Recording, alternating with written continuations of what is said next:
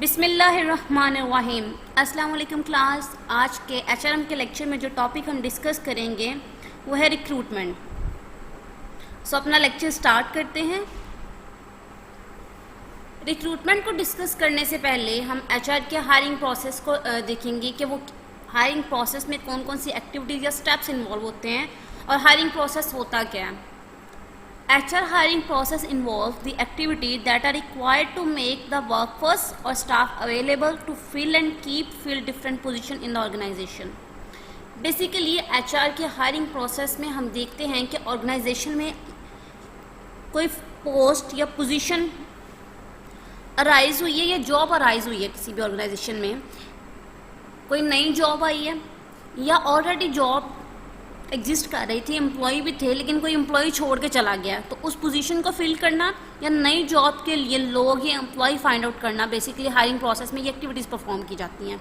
आप क्या करते हो कि किसी नई जॉब के लिए एम्प्लॉय फाइंड आउट करते हो, वर्कफोर्स फाइंड आउट करते हो, और ताकि वो जो जॉब है, ये पोजीशन है, उसको फिल किया जा सके। या ऑलरेडी हमारे पास जॉब तो थी, नई जॉब नहीं है, लेकिन उस पर जो एम्प्लॉय काम कर रहा था वो छोड़ के चला गया है, तो उस पोजीशन को फिल करना भी हायरिंग प्रोसेस का पार्ट होता है। इसमें वो एक्टिविटीज़ परफॉर्म की जाती हैं कि अब आप अपनी पोजीशन को वेकेंट ना होने दो, खाली ना होने दो, ताकि ऑर्गेनाइजेशन का काम ना रुके, बल्कि उसको पोजीशन को फिल करना और उसको फिल रखना भी एचआर हायरिंग प्रोसेस में इन्वॉल्व होता है। इस प्रोसेस में डिफरेंट स्टेप्स परफॉर्म किए जाते हैं। सबसे पहला जो स्टेप हायरिंग प्रोसेस में परफॉर्म किया जाता है वो है recruitment. Recruitment is the process of attracting individuals on a timely basis in sufficient number and with appropriate qualification and encouraging them to apply for the job with an organization.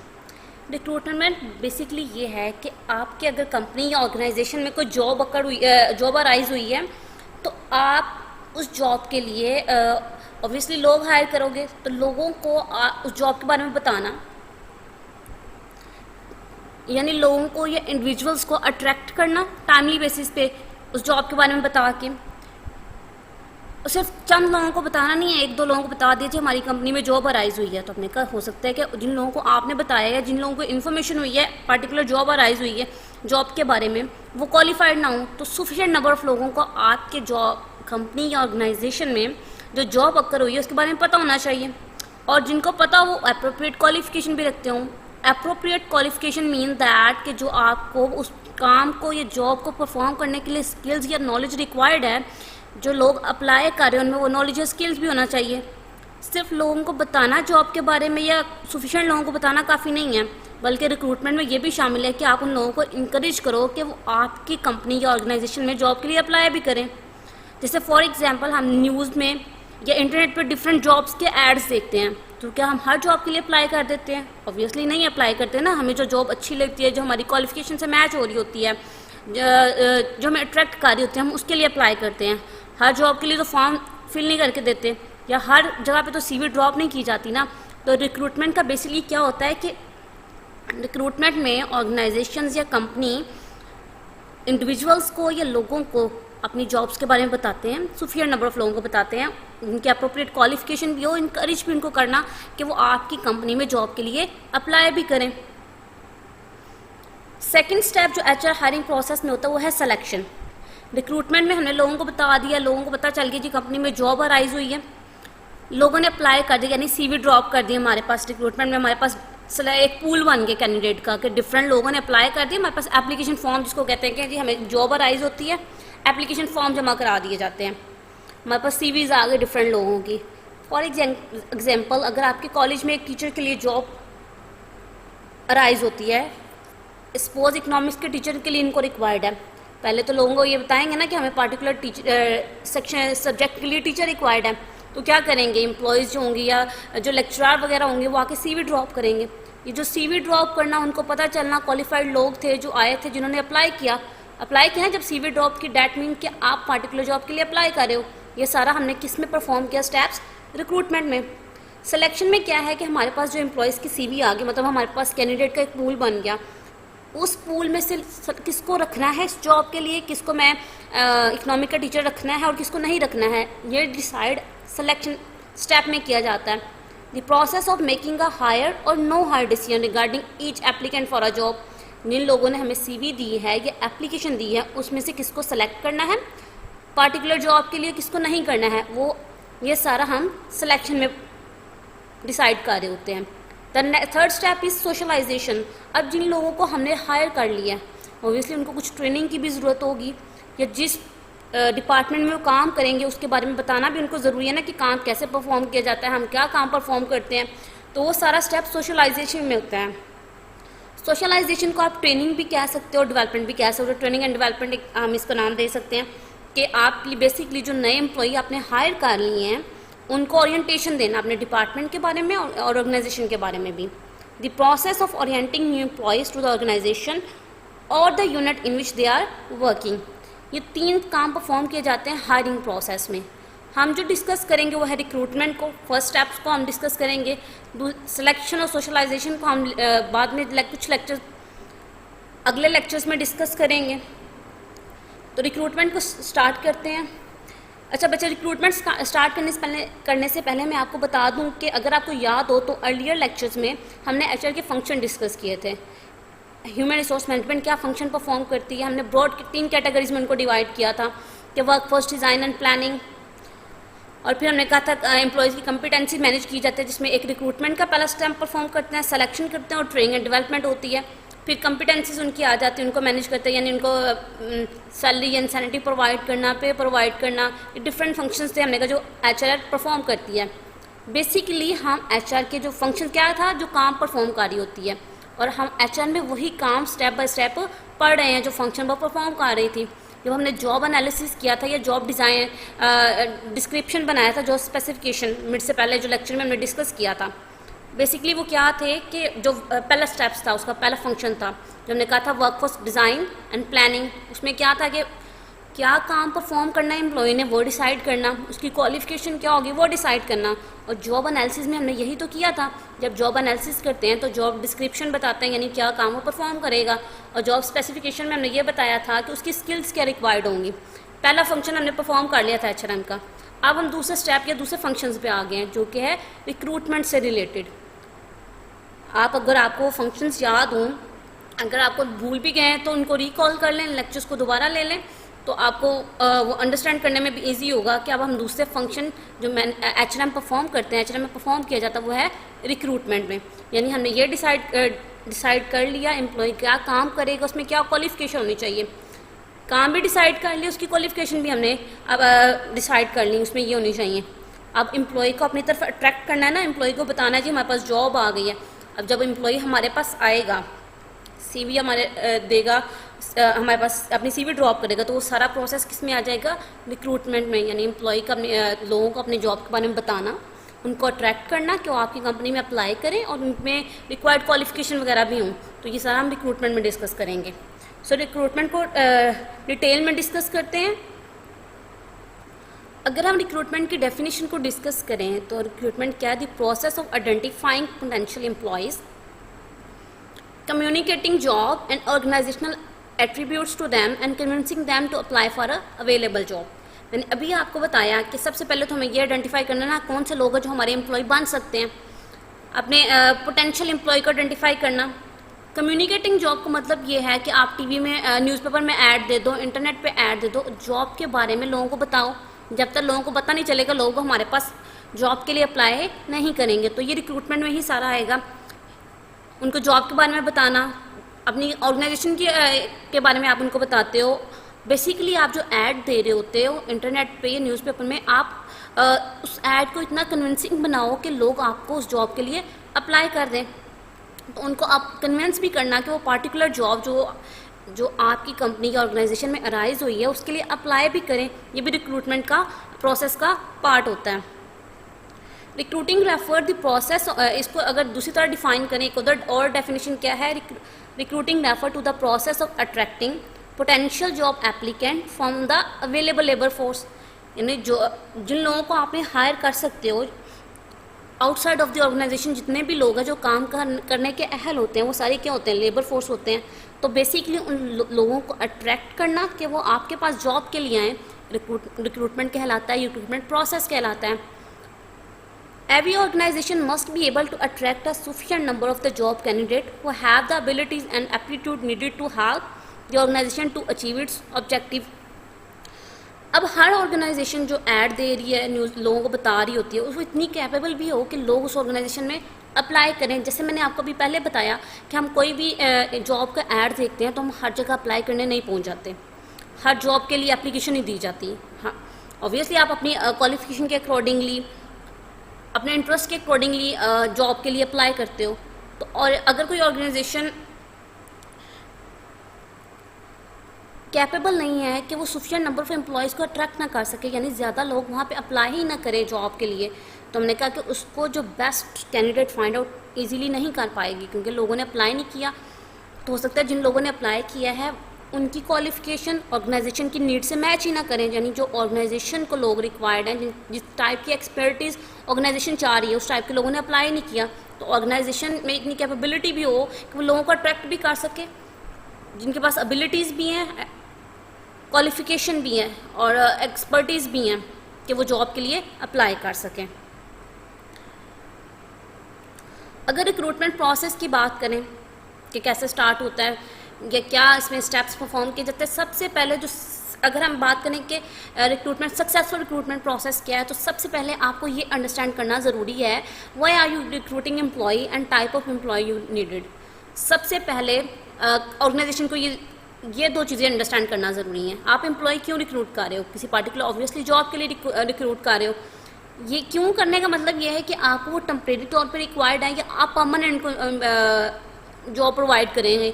यानी अगर आपके पास एक employ job छोड़ के चला गया है, आप उसकी जगह पे नया एम्प्लॉय हायर करना चाह रहे हो, तो वो 2 माह के लिए हायर करना चाह रहे हो, या आप उसकी वैकेंसी को टेम्परेरी फिल करना चाह रहे हो, या आप ये चाह रहे हो कि ये अगर कोई नया एम्प्लॉय हम हायर करें वो लॉन्ग टर्म हमारे पास काम करें। और किस टाइप का एम्प्लॉय नीडेड है, यानी क्या स्किल्स उसमें रिक्वायर्ड हैं, फाइनेंस की एक्सपर्टीज़ उसमें हो, आईटी के एक्सपर्ट हो, किस टाइप का रिक्वायर्ड एम्प्लॉय है, ये भी जब तक आपको पता नहीं होगा, यानी जो रिक्रूटमेंट मैनेजर रिक्रूट कर रहा है उसको ये दोनों चीज़ों का आइडिया नहीं होगा, तो वो सही बंदा कभी रिक्रूट नहीं करेगा। उसको पता ही नहीं चलेगा कि ऑर्गेनाइजेशन की नीड क्या है। यानी अगर उसको पता ही नहीं है कि आईटी डिपार्टमेंट के लिए रिक्वायर्ड है या फाइनेंस डिपार्टमेंट के लिए रिक्वायर्ड है, आईटी की एक्सपर्टीज़ उसमें होनी चाहिए या उसे चार्टर्ड अकाउंटेंट होना चाहिए, जब तक उसे ये आइडिया ही नहीं होगा, प्रॉपर अंडरस्टैंडिंग नहीं होगी, रिक्रूटमेंट प्रोसेस सही काम नहीं करेगा। ज़्यादातर क्या करते हैं मैनेजर, क्या करते हैं अपनी जॉब के बारे में बताने के लिए कि हमारी ऑर्गेनाइजेशन या कंपनी में जॉब अराइज हुई है, लोकल न्यूज़पेपर में ऐड दे देते हैं या इंटरनेट पे अक्सर आपको ऐड मिल जाते हैं जॉब से रिलेटेड। अब फर्स्ट स्टेप अगर बात करें ये तो अंडरस्टैंड कर लिया ना मैनेजर ने कि किस टाइप के एम्प्लॉयज़ को रिक्वायर्ड है, न्यूज़पेपर में ऐड भी मोस्टली दे दिए जाते हैं। अब सबसे पहले फर्स्ट स्टेप क्या करना है, आपने ऑब्जेक्टिव डिसाइड करना है रिक्रूटिंग प्रोसेस का। वही जो मैंने अभी आपको बताया कि लॉन्ग टर्म के लिए उसको रखना है या शॉर्ट टर्म बेसिस पे चाहिए। क्योंकि देखो जब आप रिक्रूटमेंट प्रोसेस स्टार्ट करते हो, आप किसी को रिक्रूट करोगे, आपके पास एप्लीकेशन आएंगी, आप उनके इंटरव्यूज़ करोगे, उनमें सेलेक्ट करोगे, टाइम कंज्यूमिंग है ना, आपका पैसा भी लगता है, टाइम भी लगता है। तो ऑब्जेक्टिव डिसाइड करना, क्योंकि जब टाइम भी दे रहे हो, पैसा भी दे रहे हो, तो आपको सही बंदा रिक्रूट करना चाहिए ताकि लॉन्ग टर्म में भी हेल्प आउट करे। तो ये आपने ऑब्जेक्टिव रिक्रूटिंग प्रोसेस का आइडेंटिफाई करना है। सेकेंड चीज़ आपने ये आइडेंटिफाई करनी है कि रिक्रूटमेंट का सोर्स क्या होगा। सोर्स ऑफ रिक्रूटमेंट का मतलब ये है कि जो बंदा आपने हायर करना है, आइदर फर्म के अंदर से ही हायर करना है या outside of the firm hire करना है। यानी जो ऑलरेडी एम्प्लॉई आपके पास काम कर रहे हैं उसमें से किसी को उठा के उस जॉब के लिए वो जॉब दे देनी है, या बाहर से किसी और को बुलाना है उस पार्टिकुलर जॉब को परफॉर्म करने के लिए। इस चीज़ को भी अंडरस्टैंड करना सबसे ज़्यादा बहुत ज़रूरी है। Knowing the best source of recruitment and carefully crafting a recruitment message is a part of solid plan. Recruitment message का मतलब है जो न्यूज़पेपर में आप ऐड दोगे वो इतना अट्रैक्टिव होना चाहिए कि लोग जब उस ऐड को पढ़ें, जॉब के ऐड को, तो आपकी कंपनी में अप्लाई करें। तो ये भी आपके सॉलिड प्लान का हिस्सा होता है, रिक्रूटमेंट प्लान का हिस्सा होता है। और जो रिक्रूटर है, यानी जो एम्प्लॉयज़ एप्लीकेशन देने आएंगे उनसे जो शख्स बातचीत करेगा उसको रिक्रूटर कहते हैं। वो have to talk with the potential employees, तो उसको भी क्लियर अंडरस्टैंडिंग होनी चाहिए कि जॉब क्या है और स्किल कौन सी रिक्वायर्ड होनी चाहिए।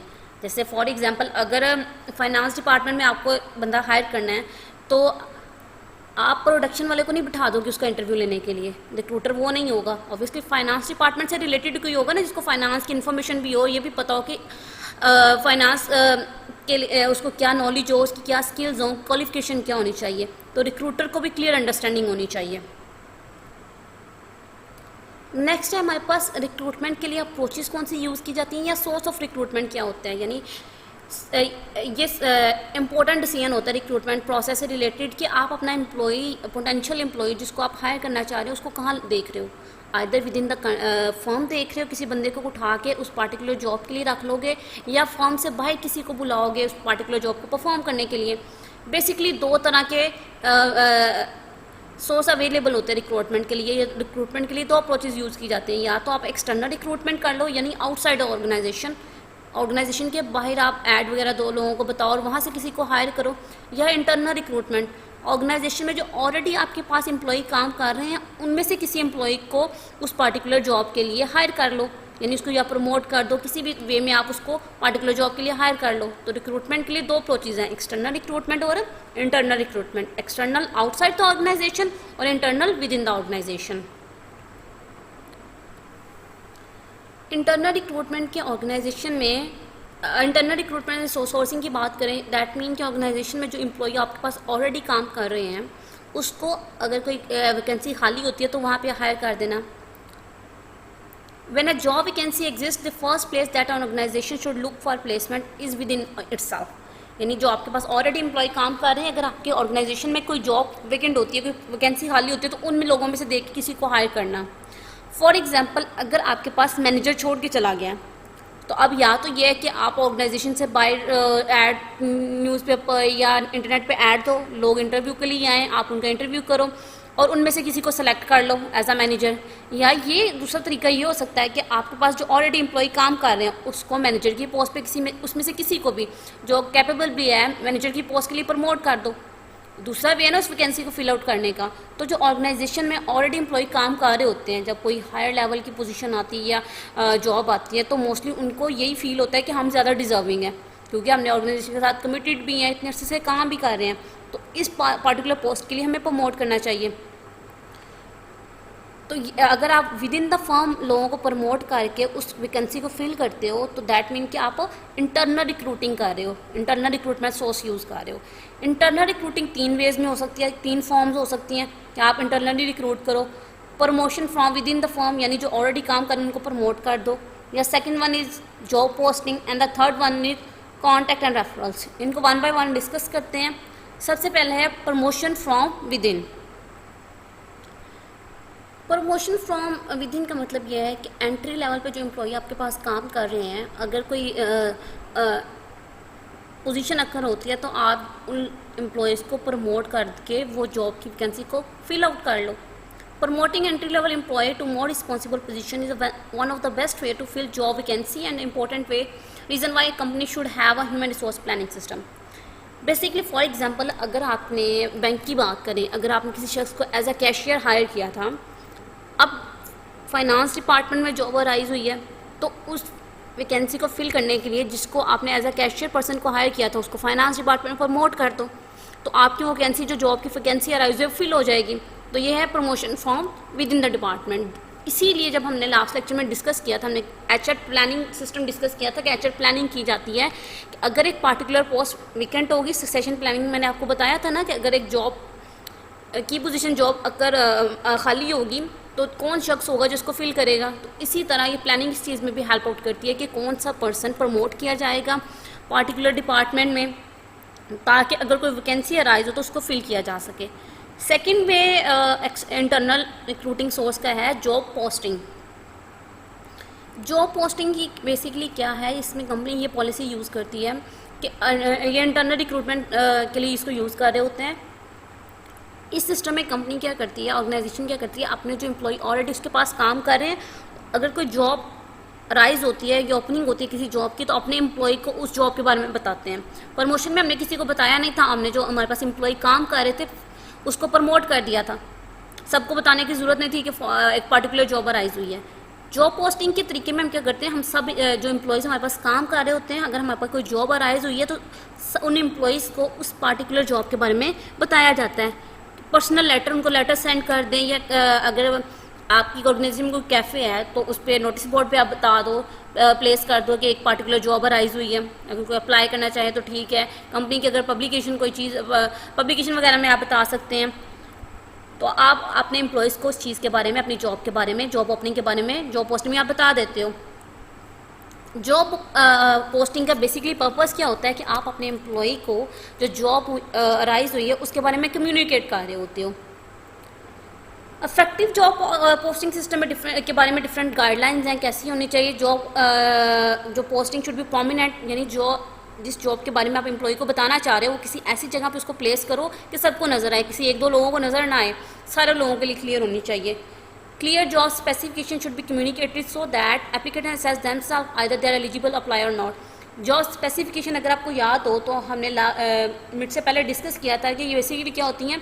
जॉब स्पेसिफिकेशन में हम ये बताते हैं ना मिनिमम क्वालिफिकेशन क्या होनी चाहिए पर्टिकुलर जॉब के लिए अप्लाई करने के लिए, किसी भी पर्सन में कैपेबिलिटीज़ क्या होनी चाहिए। तो जॉब पोस्टिंग में आप ये भी बताओगे ताकि जो शख्स अप्लाई करना चाह रहा है वो पहले खुद को कंपेयर कर ले कि मेरे पास पर्टिकुलर क्वालिफिकेशन है इस जॉब के अप्लाई करने के लिए या नहीं। अच्छा, आपने जॉब अराइज होगी, डिसीजन कर लिया, तो तमाम एप्लीकेंट को उसके बारे में इन्फॉर्म करना भी ज़रूरी है, आप ही ने बताना है। जॉब पोस्टिंग सिस्टम अच्छी तरह क्वाइट वेल काम करता है क्योंकि सब लोगों को पता होता है, फेयर राइट होता है, सबके पास इक्वल राइट होता है कि पर्टिकुलर जॉब के लिए वो अप्लाई कर सकें। Third one is that contacts and referrals. इसमें बेसिकली क्या करते हैं, आपके एम्प्लॉई आपको हेल्प आउट कर रहे होते हैं रिक्रूटमेंट प्रोसेस में। इसमें क्या करते हैं, मैनेजर्स या ऑर्गेनाइजेशन अपने एम्प्लॉयज़ को बताती हैं कि पार्टिकुलर जॉब अराइज हुई है, आप अपने किसी फ्रेंड या रिलेटिव वगैरह को बता दो कि अगर वो अप्लाई करना चाहे तो वो इसके लिए अप्लाई कर सकते हैं। एम्प्लॉय बेसिकली इसमें रोल प्ले कर रहे होते हैं, वो अपने रिलेटिव या फ्रेंड्स वगैरह को कम्युनिकेट करते हैं कि वो पार्टिकुलर जॉब के लिए अप्लाई कर लें।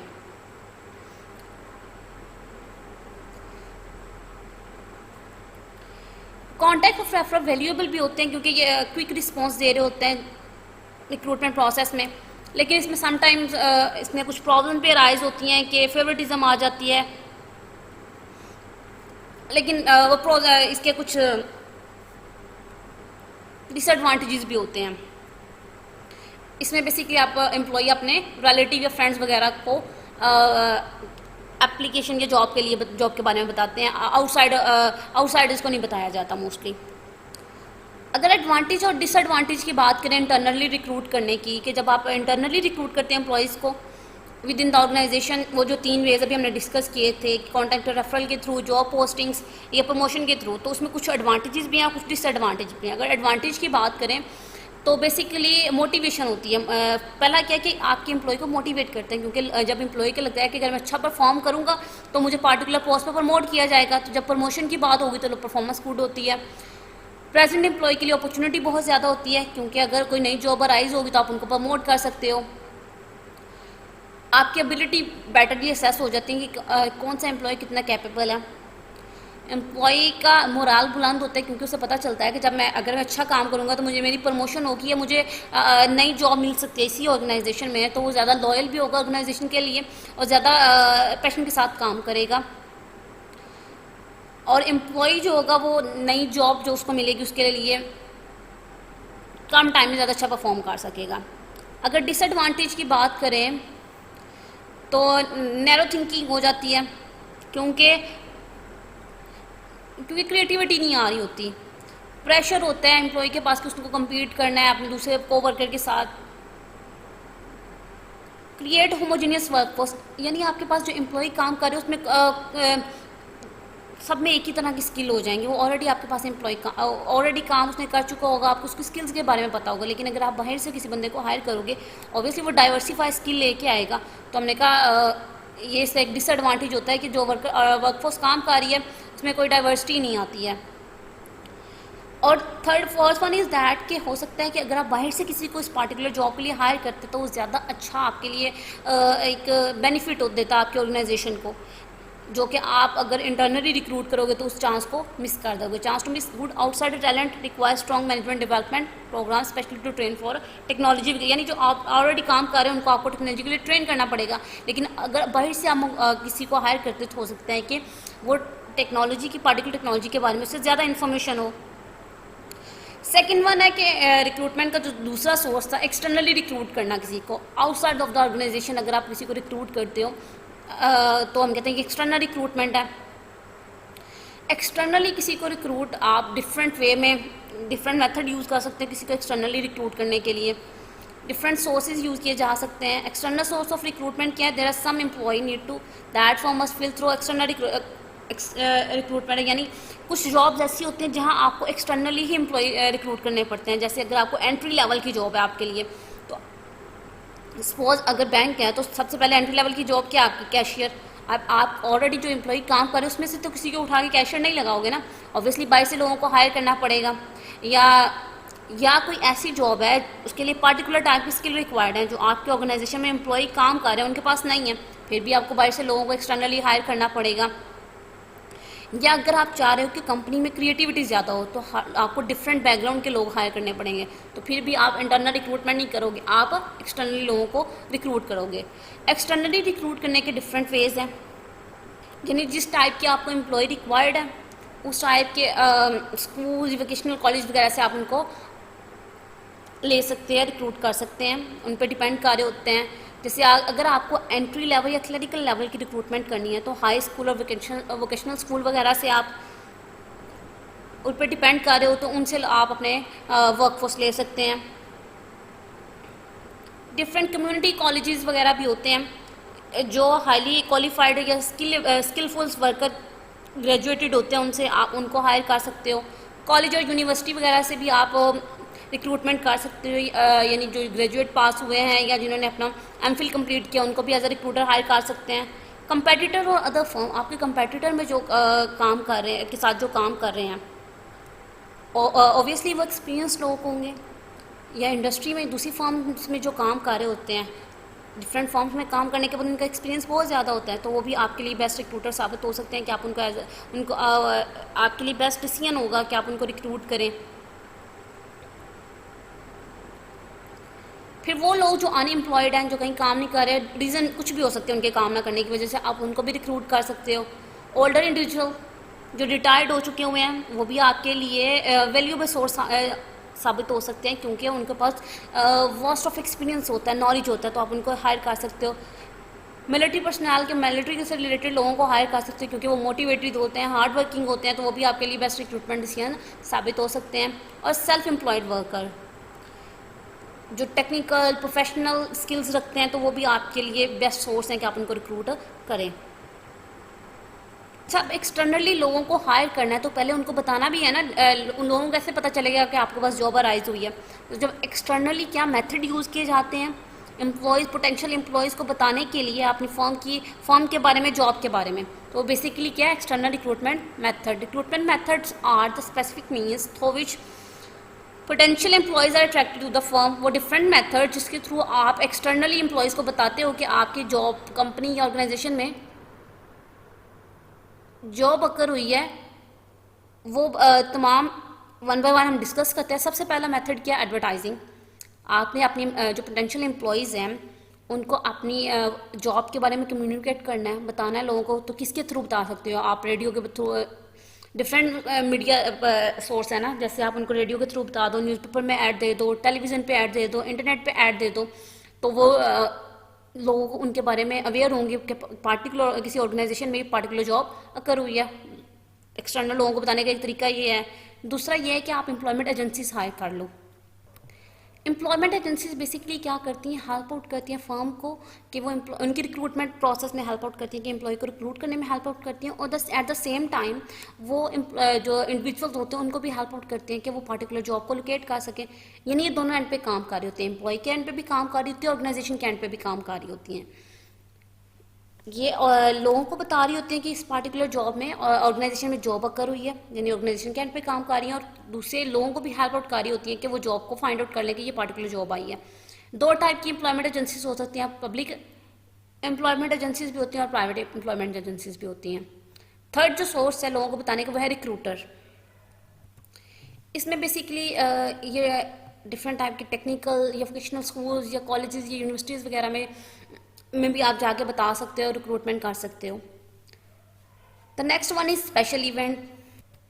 ये बेसिकली मेथड है जिसमें आप एक एम्प्लॉयर या डिफरेंट एम्प्लॉयर्स मिलके लार्ज नंबर ऑफ एप्लीकेंट को अट्रैक्ट करते हैं इंटरव्यूज़ वगैरह के लिए, उनको कॉल करते हैं और ताकि उनको रिक्रूट किया जा सकते हैं।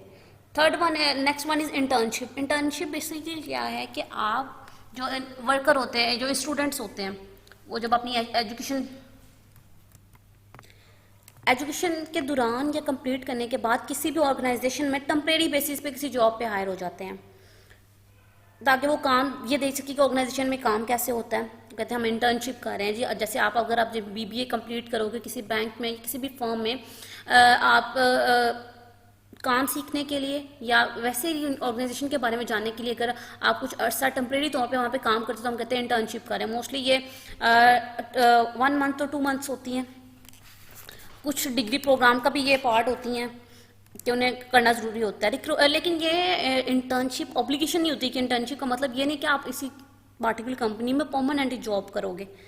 ना तो कंपनी के एंड पे कोई लाइबिलिटी होती है कि वो आपको ज़रूर हायर करेगी उस जॉब के लिए जिस जॉब के लिए आप इंटर्नशिप कर रहे हो, ना ही स्टूडेंट के पर कंपल्शन होती है कि वो वहीं पे काम करे उस कंपनी में या ऑर्गेनाइजेशंस में। ऑर्गेनाइजेशन चाहे तो उसको हायर कर सकती है, चाहे तो ना नहीं कर सकती। मोस्टली इंटर्नशिप में क्या होता है कि आपको बेनिफिशियल होती है ऑर्गेनाइजेशन के लिए, क्योंकि पता चल जाता है कि जो स्टूडेंट काम कर रहा है उसके अंदर कितनी कैपेबिलिटी है, कितना हार्ड वर्किंग है, तो उसको अपने पास परमानेंटली जॉब के लिए ऑफर कर सकते हैं। थर्ड वन है executive search form. Next one, इनको हेड हंटर्स भी कहते हैं। बेसिकली ये privately placement agency, employment agencies होती हैं जो टॉप लेवल की अगर कोई वैकेंसी हो, यानी एग्जेक्टिव लेवल की, या जहाँ पे बहुत ज़्यादा एक्सपीरियंस्ड प्रोफेशनल हायर होते हैं, तो उनको फाइंड आउट करने में हेल्प आउट करती हैं। Next one is professional association. बहुत से बिजनेस प्रोफेशन जैसे फाइनेंस हो गया, मार्केटिंग, आईटी या एचआर से रिलेटेड, इसमें रिक्रूटमेंट की सर्विसेज प्रोवाइड करते हैं ये एसोसिएशन अपने मेंबर्स को। इनकी डिफरेंट मीटिंग्स होती हैं जहाँ पे जॉब ओपनिंग के बारे में पता चलता है, एम्प्लॉयज़ को इंटरव्यूज़ वगैरह कंडक्ट किए जाते हैं। Next one is unsolicited walk in applicant. अगर कोई ऑर्गेनाइजेशन की रेपुटेशन बहुत अच्छी है कि यहाँ पर काम करने वाले लोग हार्ड वर्किंग है, कंपनी का प्रमोशन सिस्टम बहुत फेयर है, यानी गुड वर्ड्स ऑफ माउथ है ऑर्गेनाइजेशन के बारे में, तो लोग ऑटोमेटिकली अपनी सीवी ड्रॉप करते हैं। उनको रिक्रूटमेंट के लिए ज़्यादा एफर्ट नहीं करनी पड़ती, लोग अपनी सीवी खुद ही ड्रॉप कर देते हैं जी अगर आपके पास कोई पार्टिकुलर जॉब अराइज हो तो हमें ज़रूर बुलाइएगा। The next one is open house. Open house में बेसिकली पोटेंशियल हायर्स और मैनेजर्स वगैरह की कम्युनिकेशन होती है, आपस में कम्युनिकेट करते हैं ताकि ऑन द स्पॉट जॉब के ऑफर को उनको इनकरेज किए जा सके। इवेंट रिक्रूटिंग का मतलब ये है कि आप ऐसे इवेंट अटेंड करना जहाँ पे लोग जाते हैं कि job find out, particular job के बारे में पता हो कि यहाँ पे जॉब, यानी रिक्रूटर्स वगैरह ऐसे इवेंट पे जाना जो एजुकेशन से रिलेटेड हो, किसी पार्टिकुलर स्किल से रिलेटेड इवेंट अगर कंडक्ट हो रहे हैं तो वहाँ पे जाके लोगों से मिलना, ताकि आपको पार्टिकुलर लोग जो आपको अपनी जॉब के लिए चाहें वो भी आपको मिल जाते हैं। तो ऐसे इवेंट अटेंड करते रहना ताकि आप अपने ऑर्गेनाइजेशन की जो नीड्स हैं उसके अकॉर्डिंगली लोग फाइंड आउट कर सकें। Next one is virtual job fairs. Online interview conduct करना जहाँ पे फेस टू फेस कम्युनिकेशन होती है, आपका पोटेंशियल जो इंडिविजुअल एम्प्लॉई है वो रिक्रूटर के साथ फेस टू फेस इंटरव्यूज़ करते हैं थ्रू कंप्यूटर्स वगैरह के through. Next one is cyber recruiting. इसमें बेसिकली करते हैं डिफरेंट वेबसाइट या इंटरनेट को यूज़ करते हुए ऑर्गेनाइजेशन लोगों से एप्लीकेशन ले लेती हैं, उनकी इंटरव्यू कंडक्ट कर लेती हैं और सिलेक्शन एक्टिविटीज़ परफॉर्म की जा सकती हैं। एडवांटेजेस की अगर बात करें, एक्सटर्नल रिक्रूटमेंट के एडवांटेजेस क्या हैं? सबसे पहले ये है कि जब आपके पास डिफरेंट तरह के लोग आएंगे, डिफरेंट बैकग्राउंड से आएंगे, तो न्यू आइडियाज़ लेके आएंगे, डाइवर्स वर्कफोर्स होती है आपकी, और दूसरा आपको इक्वल एम्प्लॉयमेंट अपॉर्चुनिटी के लोगों को फॉलो कर रहे होते हैं। आपके ऑर्गेनाइजेशन की ग्रोथ बहुत रैपिड हो जाती है क्योंकि डिफरेंट स्किल्स के लोग आए होते हैं, डिफरेंट कैपेबिलिटीज़ के लोग आए होते हैं, तो ऑब्वियसली ऑर्गेनाइजेशन की ग्रोथ इंक्रीज़ करती है। आपके पास ये अपॉर्चुनिटी होती है कि जब आप एक्सटर्नल रिक्रूटमेंट करते हो तो जो लोग आते हैं उनके पास up to date knowledge education होती है और ट्रेनिंग अवेलेबल होती है। अगर डिसएडवांटेज की बात करें, एक्सपेंसिव भी होता है और टाइम कंज्यूमिंग भी होता है। ऑब्वियसली आप बाहर से लोगों को ऐड देंगे, पैसा लगा ऐड देने पे, लोगों को इंटरव्यू करने पे भी पैसा लगते हैं, तो एक्सपेंसिव भी है और भी टाइम कंज्यूमिंग भी है कि जो लोग एप्लीकेशन लेके आए पहले उनको स्कैन करो, एप्लीकेशन वगैरह को, फिर उनको लोगों को बुलाओ, उनके इंटरव्यू कंडक्ट करो, टाइम बहुत ज़्यादा लगता है। और फिर ये कि जो प्रेजेंट एम्प्लॉई आपके पास काम कर रहे हैं उनको लगता है कि उनका भी एक तो वो उनका मोरल कम होता है कि जी हमें पार्टिकुलर पोजीशन के लिए प्रमोशन नहीं दी गई, तो उनका मोरल भी कम होता है। और ये भी हो सकता है कि आप जो लोग अपनी पार्टिकुलर जॉब के लिए हायर करो, आपके हायरिंग प्रोसेस में कोई मिस्टेक हो जाए और जो पर्सन आपने हायर किया उस जॉब के लिए वो कैपेबल ही नहीं है, तो आपके रिसोर्स वेस्ट हुए, आपका टाइम वेस्ट हुआ, आपका मनी वेस्ट हुआ। अच्छा, जब रिक्रूटमेंट करनी या तो आप इंटरनली रिक्रूट करोगे या एक्सटर्नली, कंपनी के पास एक और ऑप्शन मौजूद होती है कि वो रिक्रूटमेंट प्रोसेस को ना करें। अल्टरनेट रिक्रूटमेंट, अल्टरनेट क्या है कि कुछ जगह ऐसी होती हैं या कुछ लोग ऐसे होते हैं जिनमें रिक्रूट करना आपकी रिक्रूटमेंट बहुत एक्सपेंसिव हो जाती है, जैसे प्रोफेशनल्स हायर करना, टेक्निकल हायर करना या मैनेजरियल पोजीशन के लोगों को हायर करना बहुत ज़्यादा एक्सपेंसिव होता है। तो रिक्रूटमेंट प्रोसेस में जाने से पहले कंपनी के पास डिफरेंट ऑप्शन है कि वो इनकी फिजिबिलिटी चेक कर ले कि उसके लिए कौन सी सूटेबल है। उनमें से एक क्या है कि आउटसोर्सिंग है। आउटसोर्सिंग बेसिकली क्या है कि आपने कोई भी काम परफॉर्म करना है, रिस्पॉन्सिबिलिटी कोई भी परफॉर्म करनी है, तो उसके लिए आप इंटरनली लोगों से करवाने के बजाय या इंटरनल रिक्रूटमेंट या एक्सटर्नल रिक्रूटमेंट करने के बजाय किसी बाहर की थर्ड पार्टी से वो काम परफॉर्म कर लो, उसके अगेंस्ट को मनी पे कर दो। रिक्रूटमेंट प्रोसेस में जाओ ही नहीं, वो है आउटसोर्सिंग करना, यानी वो होगा वो एक्सटर्नली, एक्सटर्नल पर्सन से ही काम परफॉर्म कर रहे हैं लेकिन रिक्रूटमेंट प्रोसेस में नहीं जा रहे। फिर है हमारा कॉन्टीजेंट वर्कर, यानी part time worker, part time लोगों को हायर कर लेते हैं, टेम्प्रेरी बेसिस पे लोगों को हायर कर लेना। कॉन्ट्रैक्टर्स वगैरह, जैसे अगर हमने घर बनवाना है तो कॉन्ट्रैक्टर वगैरह रख लो, तो ये भी कॉन्टीजेंट वर्कर हायर कर सकते हैं रिक्रूटमेंट में जाने के बजाय। ये भी कंपनी इस ऑप्शन पे भी कर सकती है कि यार रिक्रूटमेंट में चले जाए या वो हायर कर ले लोगों को। थर्ड वन है प्रोफेशनल एम्प्लॉयर ऑर्गेनाइजेशन। इसमें बेसिकली क्या होती है कि जो ऑर्गेनाइजेशन होती है वो अपने कुछ एम्प्लॉयज़ को टर्मिनेट कर देती है, यानी जॉब से निकाल देती है। लीजिंग कंपनी उनको अपने पास सेम सैलरी पे जॉब पे हायर कर लेती है और उसी ऑर्गेनाइजेशन को वापस जिसने उसको निकाला होता है उन्हीं को एज उनको क्लाइंट के तौर पे वो लोग दे देती है कि आप इनसे काम ले लो और हमें उसके अगेंस्ट हमें मुआवजा दे दो, और ये अब हमारे पास ही लीजिंग कंपनी के पास ही काम करेंगे। एक ये वे हो सकता है। और थर्ड वन, जो लास्ट वन वे है कि कंपनी के करे लोगों को हायर करने की बजाय कि आपकी डिमांड अगर करंटली इंक्रीज़ किया है तो नए लोगों को रखने की बजाय जो आपके पास ऑलरेडी वर्कर हैं उनसे ओवर टाइम करा लो, ज़्यादा टाइम काम करा लो। ये डिफरेंट वेज़ है जो कंपनी रिक्रूटमेंट में जाने की बजाय इन अल्टरनेट वेज़ को यूज़ कर सकती है। स्टूडेंट, ये था आज का लेक्चर। उम्मीद है कि आपको समझ आई होगी। अगर कोई क्वेश्चन है तो आप ग्रुप में पूछ सकते हैं। Thank you so much.